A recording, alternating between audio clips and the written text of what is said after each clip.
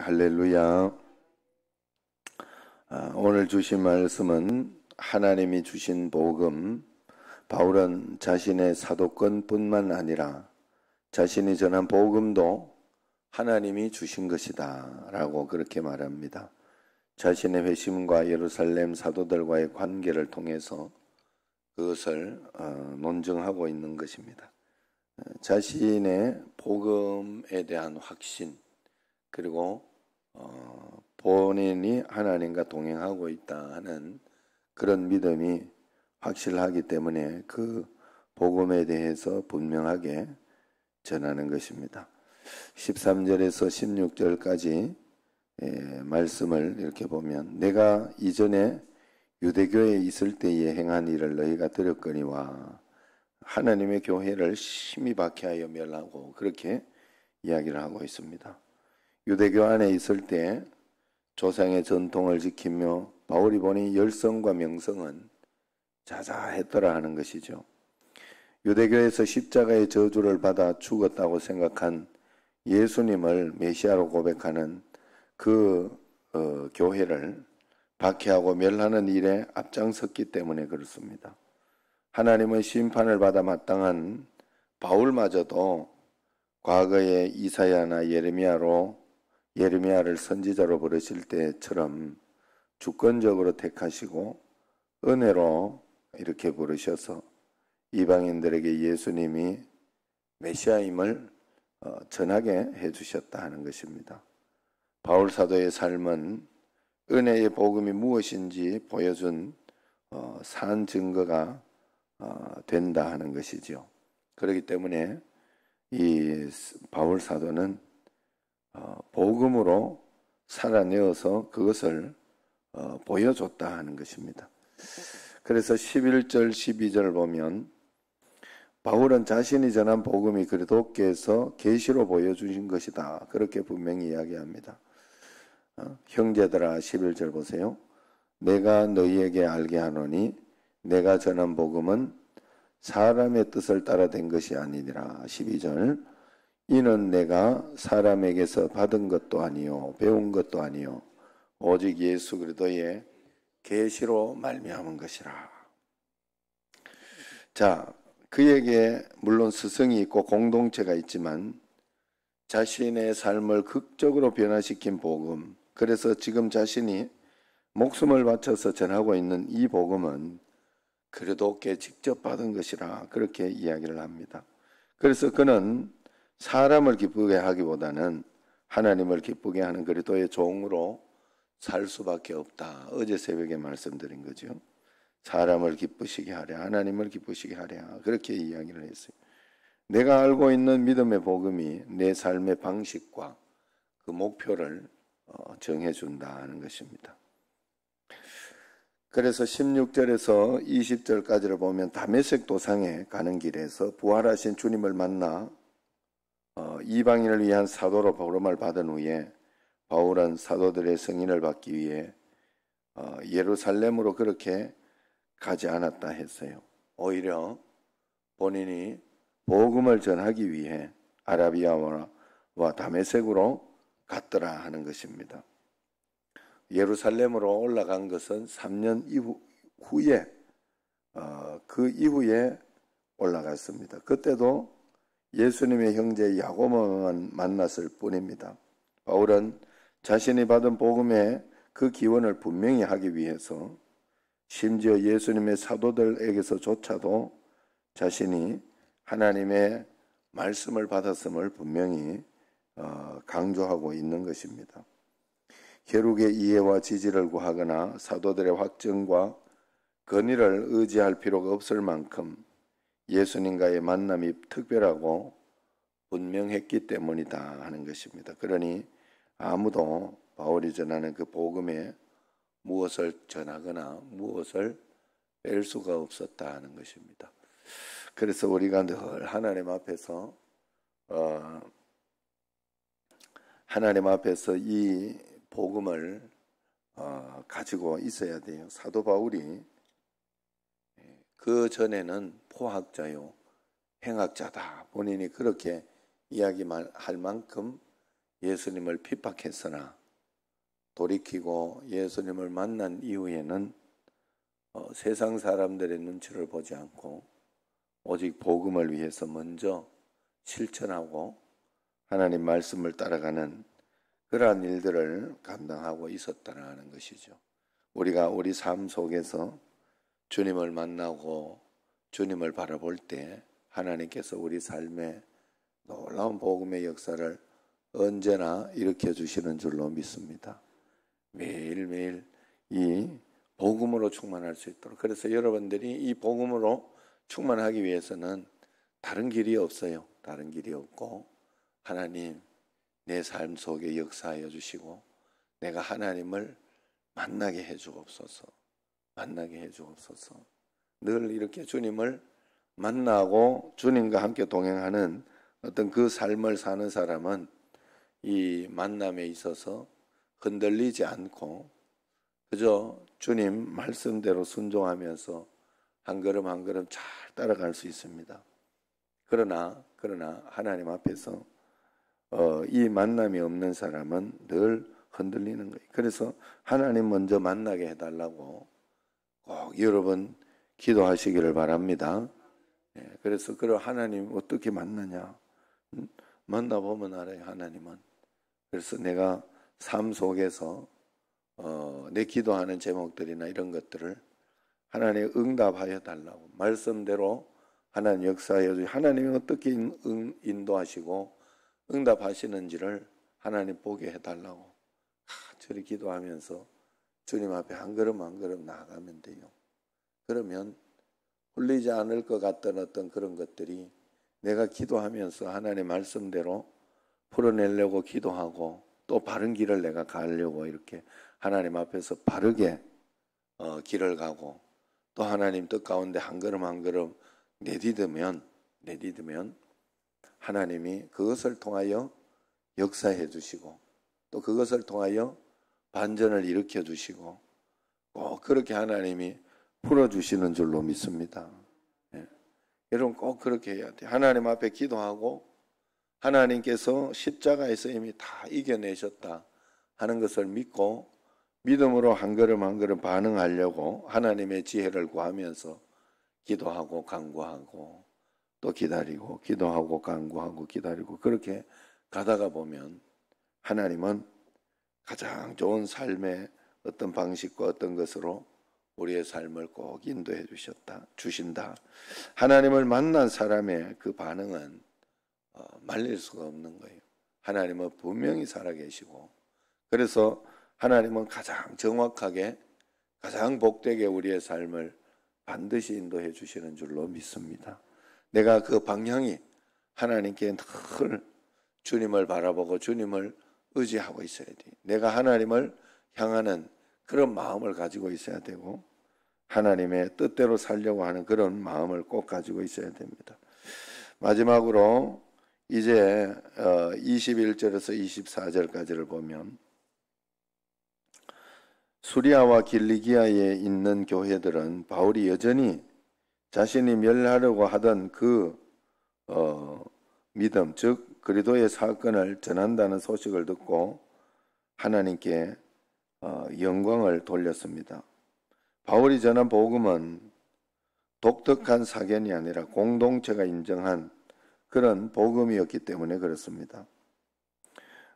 한 마음으로 하나님께 영광을 돌릴 수 있는 그런 복음일 때 참 복음이고 참 전도자가 된다 하는 그런 것입니다. 우리가 신앙생활하면서 주님 앞에 내 모든 그 신앙은 드러나게 되어 있고 하나님 앞에 간증으로 나타나게 되어 있어요.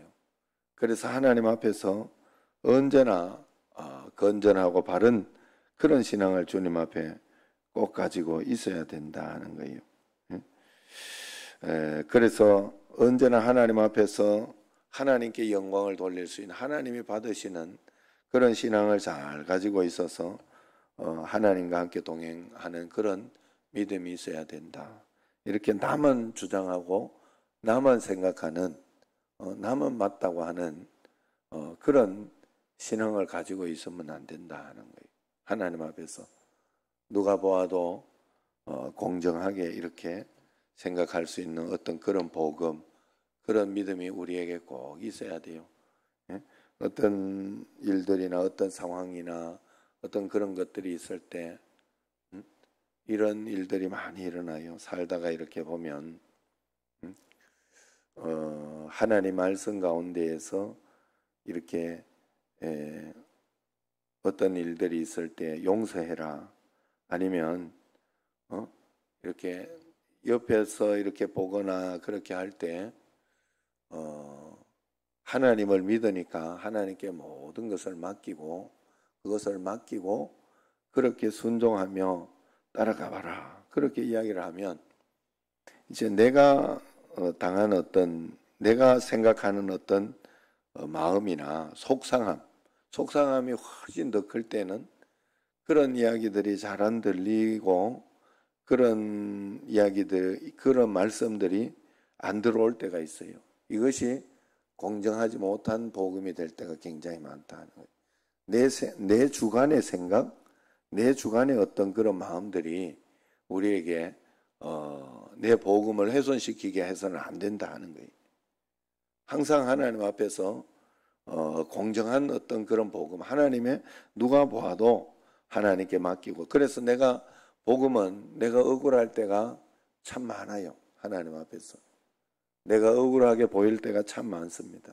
그러나 그럴 때에도 내가 이렇게 밝힐 수 있는 것은 밝히지만은 밝혀봤자 뭐 이렇게 되지 않고 그렇게 될 때는 하나님께서 허락하신 어떤 거기에서 하나님을 믿고 기도하고 기다리고 주님을 의지하고 그렇게 나가야 돼요. 용서, 사랑, 어떤 그런 하나님의 말씀에 근거해서 우리가 따라가는 그런 믿음이 주님 앞에 꼭 있어야 된다 하는 거예요. 노예나 어떤 그런 일들이 이렇게 있을 때도 보면 사람이라는 것은 참 개별적으로 다 달라요. 이렇게. 그래서 다 이 자기 복음들이 이렇게 많이 있어요. 이 본인은 이렇게 조금 틀리게 좀 다르게 이렇게 행하고 나가면서 거기에 다 맞추라고 해요. 잘 생각해야 돼요, 여러분. 정말로 잘 생각해야 돼요. 뭐 지금 노예에서도 내가 그저께인가 이야기를 했죠. 뭔가 하나 풀어야 될 문제가 있다. 노예에다가 뭐 이렇게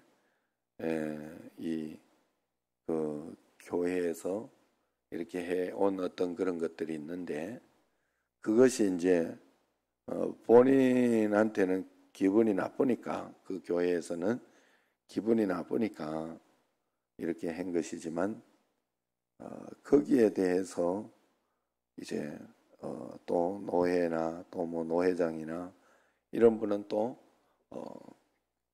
원칙이 이렇다 하는 어떤 그런 것에 이렇게 있어서 그걸 맞춰서 이렇게 이야기하는 것이고, 제가 이렇게 볼 때 중간에서 이렇게 제가 있는 가운데서 여러 가지 당황스러운 일들이 있더라 하는 거예요. 이쪽은 이쪽대로 이해가 되는 부분이 있어요. 이해가 되는 부분이 있고 또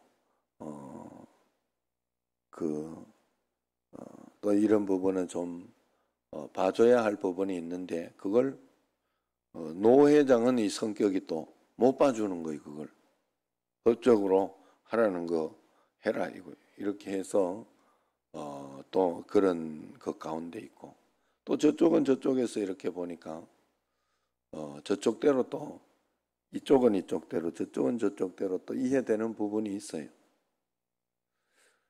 그래가지고 이렇게 서로 좀 대치가 이렇게 되고 있더라고요.